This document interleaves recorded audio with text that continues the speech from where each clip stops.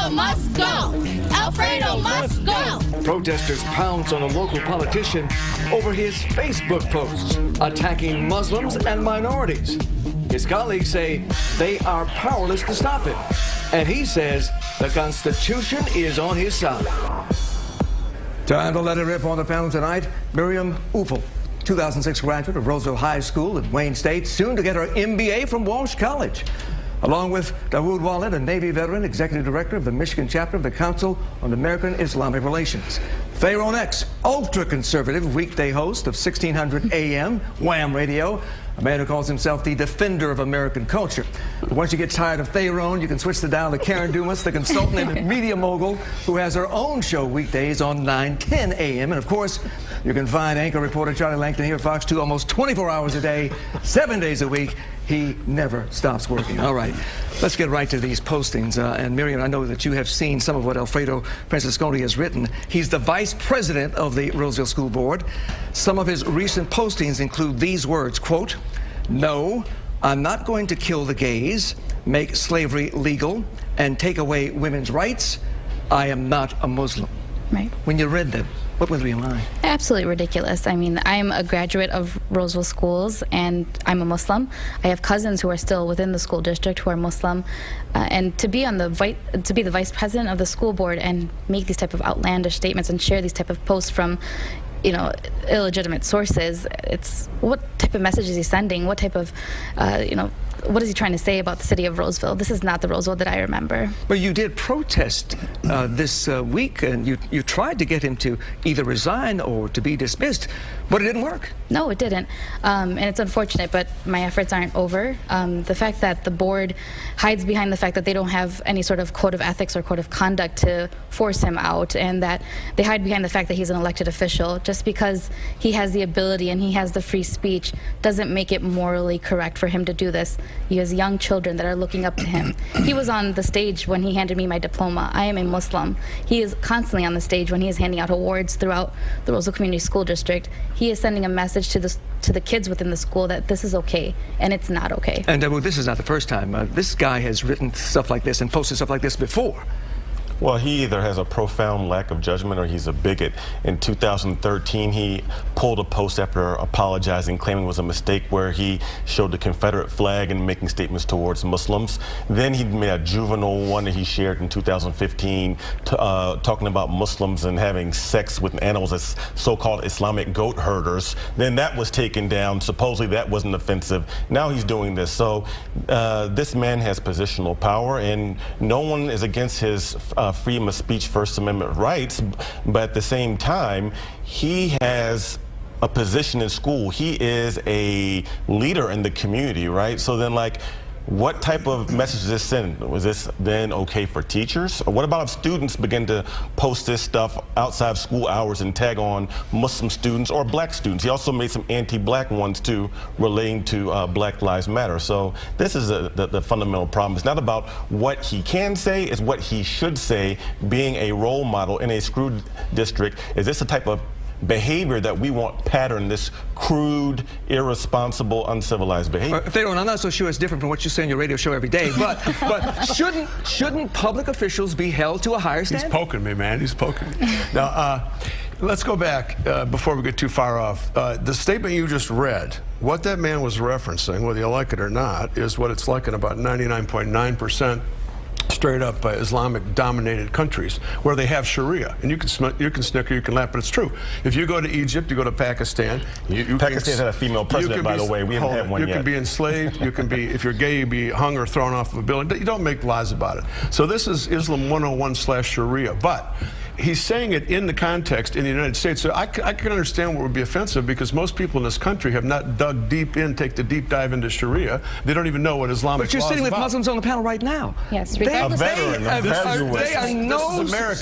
symbols of... Exactly, this is America. His statement is straight up accurate if you're in Egypt. If you're in Sudan. But he's not. If you're, he's the vice president of Roseville. They're making excuses. You haven't even been there. I've been there. This guy makes excuses for it right and left. But Karen, let me bring you in here, because you have to wonder, though. This guy, Franciscone, has been on the school board 25+ years. Vote him out. And frankly, you have to wonder if he is not a reflection of the people of Roseville, of the people who voted for him. Unless he's suffering from an early form of dementia. You know, maybe something's wrong with him at this point, but he is a representative of all the students, and I think that that is a disgrace. I think it's offensive, and I don't think he belongs in that position. I mean, not only children, but representative of a community that is certainly more diverse than reflected in his attitude. I respect your free speech right to say that. I'm sorry? I respect your free speech right to say that, and his to say what he said. It's free speech. But using the term vote him out is not accurate. What about all the minors who are in the school district who cannot vote him out, who simply have to just stand by and watch this in the news about their school district and their vice president? And let me remind you that when President Obama, the issue with the police officer, and they had the beer summit, and you were critical of him and said, oh, you know, he's the president of all people. Isn't this gentleman, for lack of a better term, representative of all students? So does that make you a hypocrite? Obama was so wrong on bigot? That. Okay, but that was a straight-up dog whistle. Say that white police are racist for doing their job. And he didn't say that, and we're not going into that. We're not going into that issue right now. But isn't there a time and a place for everything, though? I mean, I don't know. If you're the head of the school board, I think you are held to a higher standard. I think Absolutely. that when you are elected by the people, you are held to a simply higher standard. If you're going to put those on your own personal Facebook, he can do it. The man's but crude. Again, it's the credibility that he has to hold to. But see, that's the main problem. Yes, there are laws against public officials taking bribes, stealing money, but there is no law against a public official posting something inflammatory or insulting, racist, xenophobic that's what on his personal Facebook page. And that's what the voters have to decide. If they want him, they want him. Maybe he's a great representative of the school district. I don't know. And maybe he's got this personal other side of him. I don't know about this. Absolutely not. As a graduate of the school district, I can tell you he's not speaking for the school district. I mean, that's what they put it in place for. But as of tonight, his Facebook is not accessible to the public. I mean, maybe it should be a private. It took him about 2 weeks, though. He had no remorse up until last night. It's absolutely unfortunate. And the school board, though, seems to be unwilling to even address this issue. They didn't discuss it at all. The man is crude. Publicly. If he's guilty of anything, he's 100% crude. But shouldn't the other school board members, and we've tried to reach them too, of course, we've called Alfredo and we've called every member of the board, they didn't even want to discuss it. They're avoiding the topic. Is that cowardice too? To not even bring it up? Well, maybe they're embarrassed too. They may be embarrassed. But then shouldn't they say that? They're avoiding the topic at all costs. I've tried to reach out to them directly myself. They have no response. They're not even publicly acknowledging the fact that what he's doing is wrong. They're not even apologizing on his behalf. They have no remorse, and it's absolutely upsetting. They took the easy way out, but just very simply, there may be a good thing in this, is that all of this type of social media posting that people feel so emboldened, we really can see people who they are for who they are. So if the people of Roseville are not racist, they're not bigots, they're not xenophobes, they see who this guy is, and they should vote his butt out. Most of you can't see because they're in their parents' basement in their underwear tweeting that crap out. But the deal is with this guy, the reason they're not getting comments from his school board members is because they're afraid. If you go into any municipality, any school, people there's a chill of politically incorrect. If I say the wrong thing, I'm going to get fired, or I'm going to not. I don't think that's so at all. Not in Trump land.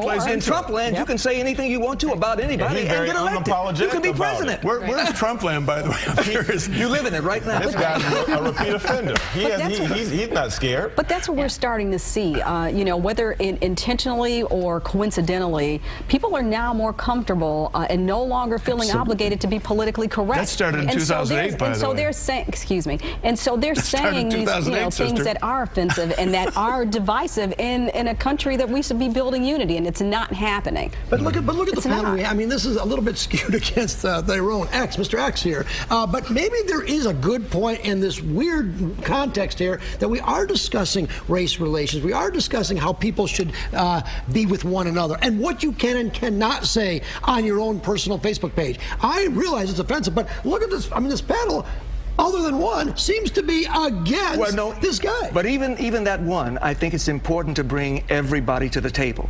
When you discuss issues like this, it is important to have the widest possible view, and that's what we do on Let It Rip. But Charlie, I'm not for this guy, Charlie. I'm for free speech. Whoa, I am not for this guy. I'm for free speech. And free speech is offensive sometimes, horribly offensive. That's why we have a First Amendment. But here's what you talk about First Amendment. You have Kid Rock this week releasing a new T-shirt. He has a T-shirt that says God, guns, and Trump. He has a hat that says Make America Badass Again, but he also has a T-shirt that separates the states that voted for Trump in red. He calls those states the United States of America. The blue states that voted for Hillary, he calls dumb Blankistan. Karen, you've known Robert Ritchie for many, many years. You've known him since he was a kid. I mean, is he doing this, do you think, for money, or is this really what's in his heart? I think it's commercialism at its best and capitalism at work. And I think, let me say this, I talked to him earlier today. He is laughing his way to the bank. Yes. Plus, he's emboldened. He's an entertainer. So part of the jazz. This is not something he really believes. Well, I'm saying he's not a prejudiced person. We've had this conversation before when we talked about the Confederate flag. That's not the person that he is. You know, I think he thinks people take politics way too seriously. We do not select our friends, nor should we select our friends based on their political affiliations. We don't ask our doctor who they voted for. We don't ask our police officers who they voted for before we decide to use or adhere to their services. Capitalism at work. Okay, so a kid, next time, you know, you come on, let her rip. We'd love to have you here to talk about this. I usually wear the hat and the shirt on, let her rip. I'll let him wear it. All right, panel, thank you for your comments and your insights. Of course, this is not over. More to come. Vote him out, Roseville. Get him out, Roseville. Well, that may be next, but right now, the recount is. It's over now. There's, though, a new fight over the way we vote in the state of Michigan. That debate is next. Stay with us. The recent move in last night's legislative session with the passing of House Bill 6066 is but another attempt to diminish, disrespect, and belittle the very essence of who we are as a nation. The Detroit branch of the NAACP outraged by an effort from lame duck Republicans trying to toughen up Michigan's voter ID laws. Welcome back to Rip. With us right now, she's the former dean of the Wayne State University Law School, Jocelyn Benson, now CEO of the Ross Initiative in Sports for Equality and founder of the Michigan Center for Election Law. So she knows all about it. Next to her, State Rep Jim Runstad, Republican from White Lake, was part of the majority that approved that tough new voter ID law. Also back with us, a woman who knows what it takes to run a political campaign, but who has never run for office herself yet, Karen Dumas. And of course, the man who could win any election if he ran, Charlie Langton. All right, Jocelyn, let's get straight to you, because you're an expert in election law. Now, under the current law, I don't necessarily have to have a voter ID. I can simply sign an affidavit. But under the new law, if signed by the governor, I would have to make sure that within 10 days I return to the clerk's office with proof I am who I say I am. What's wrong with that? Well, there's nothing wrong with making sure that our voter rolls are accurate and that everyone is who they say they are when they vote. The problem is when we add these impediments to someone exercising their fundamental right without making sure we're doing everything possible to get people the right identification to vote, and we're broadening the list of identification that's required. Now, one of the other problems with this current law is you come, you cast your ballot, it's set aside, and you have a certain time period to come back. A lot of people don't have time and might not actually come back, and then their vote won't be counted. So I think there's a lot more, one, we have to look at to make sure that we're doing everything we can to keep the election secure, but also make it convenient for voting. But the other thing is we're talking about a system that has is antiquated. I mean, the way we vote in Michigan it's like it's 50 years ago. We need to make sure we're modernizing our elections process. That's what we should be talking about. How do we make data-driven decisions about how to protect the vote and how to make it accessible and protect the integrity, and yet we're having conversations that aren't about that and are going to have an impact in making it harder to vote in Michigan. So that's what's problematic. Well, Jim, the NAACP says that this is really an attempt at voter suppression. What you're really trying to do is make it harder for minorities to vote, since they usually don't vote for Republicans. And that's preposterous. It's voter fraud suppression, because 24 states require that you have a ID to be able to vote. Today, if you want to get a cold medicine, you've got to have an ID. If you want to go in a federal building, you've got to have an ID. If you want to get in an airplane, almost everywhere you go, you have to go have an ID. These are pretty much becoming standard everywhere except at the voting booth. One of the most important functions we have is our vote, and it has to be protected. We have to make sure that that person who is voting is the actual person who says is that they're that person. So I don't disagree with that. I agree that we have to make sure that the people who are voting are the people who say they are. But there's lots of different ways to find out. In fact, I just flew today, and at airports you don't need an ID to travel. They actually have a new system where you can, with a fingerprint or with an iris scan, confirm your identity and board the plane without ever showing an identification through the CLEAR model.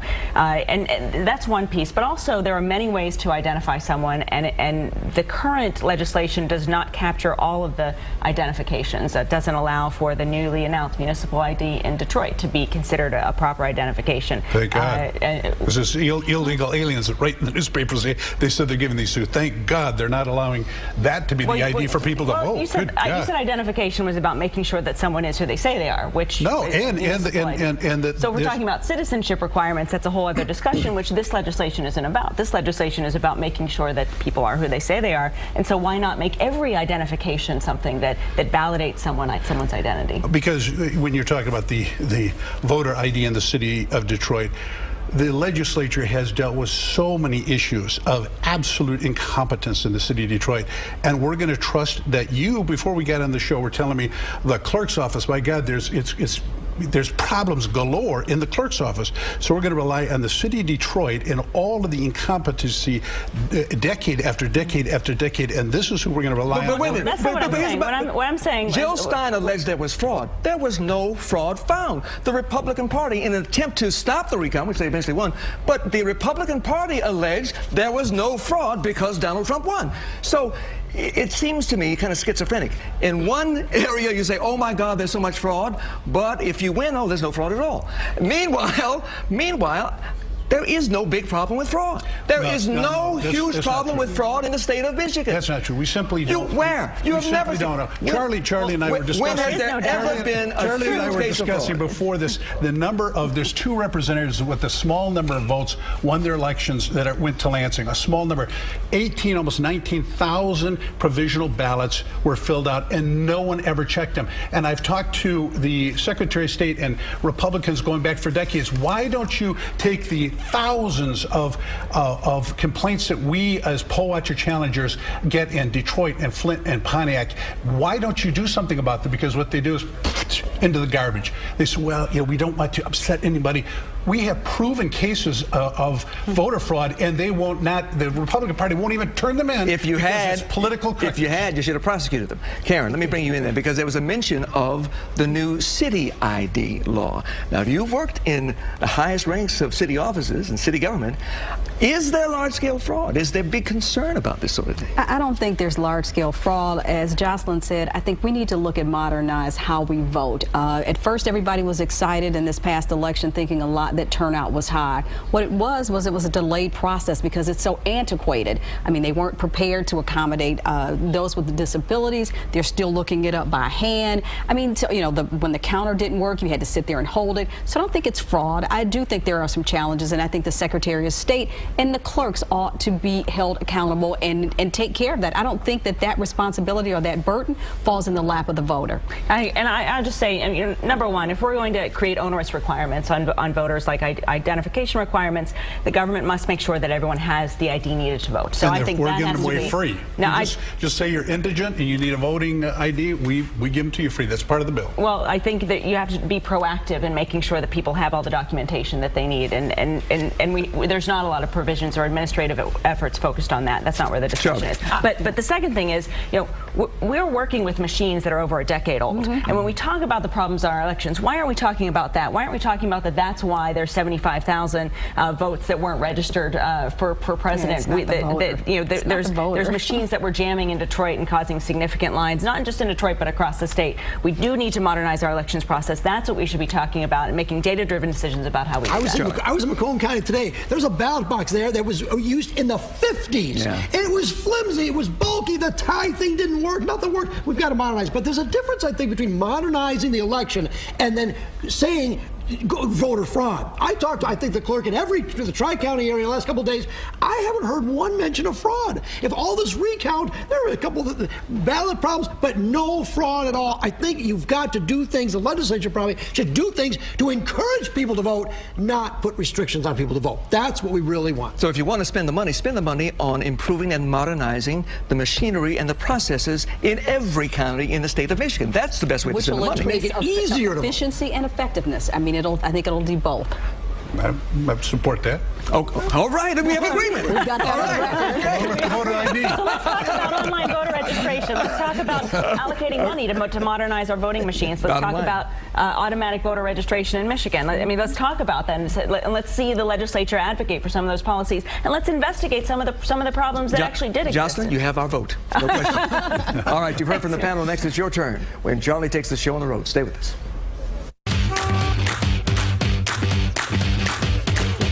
Now, both of us voted. We did our duty. Yes. But the question I think many people have tonight, did our votes really count? Well, I think overall they did count, but could they get recounted was another issue. But the voter ID, is it burdensome? It's a lot of burdensome on the clerks in the county. But I wanted to ask the people, what do you think about a voter ID? Do we need one?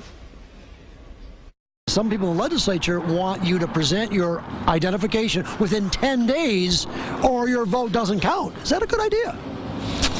There has to be some kind of identification so people don't vote multiple times. Sounds racist to me. There's a new law that wants to say that if you can vote, you can sign your name saying I am who I am, but then within 10 days I have to go and show some kind of ID. Do you like that idea? No. Why not? Because you're doing too much. Why you just can't accept the vote as it is. And we also have identification, whether it be driver's license or IDs. You know, what more do we need? There has to be regulations. Are you confident when you vote that your vote counts? I'm pretty confident, yeah, up until now. Because not all people have identification, like the immigrants or whatever. Do you think there's fraud in the elections these days? I do. No.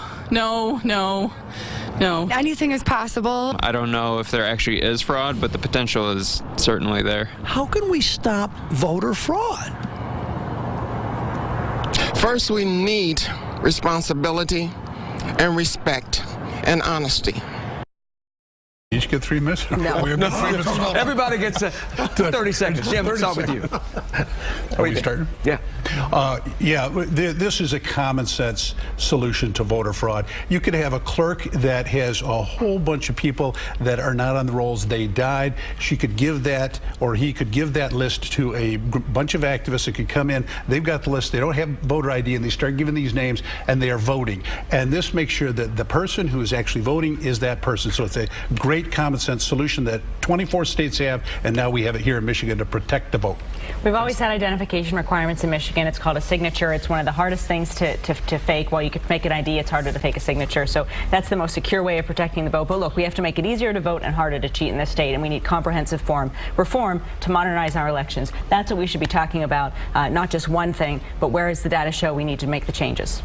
I think we need to stop trying to manipulate democracy. I do, and I do think that we need to look from top to bottom at how we can modernize our processes, make it more efficient, but also start outreach and engagement for voters before 2 weeks before the election. I think there needs to be increased voter awareness and engagement. People need to understand their responsibility, their right, the impact and the importance of their vote. We need informed, engaged citizens in order for our democracy to be healthy. And you don't want to put more burden on people that are hard to, it's very difficult for them to get to the polls anyway. Now, within 10 days, they're going to have to go to another clerk just to say their vote.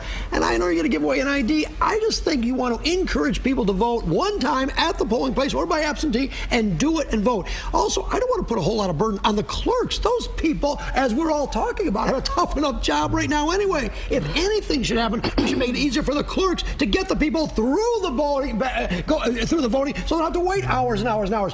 And if we can make voting easier, more people would vote. I think that's what we have to do. However you do it in the legislature, make it easy. Simplicity and not more burdensome. I agree with you. I think that, and this is my opinion, that the money needs to be spent on modernizing the machinery and the processes involved in voting, not prohibiting and not putting the burden on the people who want to vote. It would be a burden, perhaps, to ask them to go back a second time to the clerk's office to prove who they are. But also realize this, too, that frankly, If you make voting easier, you make the process more viable and more truthful, more reflective of what we really feel. That's why and we're that's the giving whole point of free ID, democracy. so that it makes it easier. And until, Jim, I see proof of fraud, I don't think it exists. Now, if you bring in that proof, we're going to put it front and center right here on Fox 2, but I have yet to see any proof of widespread fraud in the state of Michigan. It's not here. You say it could be there, but there's been no proof. The Republican Party doesn't want to bring this up. They throw all of the complaints of the poll watcher challengers in the garbage year after year. The Secretary of State should be investigating it. It's not about what's politically correct. It doesn't get that far. It doesn't get to that. They're concerned about political correctness. So this is where we are. Look, it is against the law to have fraudulent behavior in an election. We should investigate it when it happens and no question. And All right, prosecute it. done. Panel, thank you, and thank you for watching this edition of Let It Rip.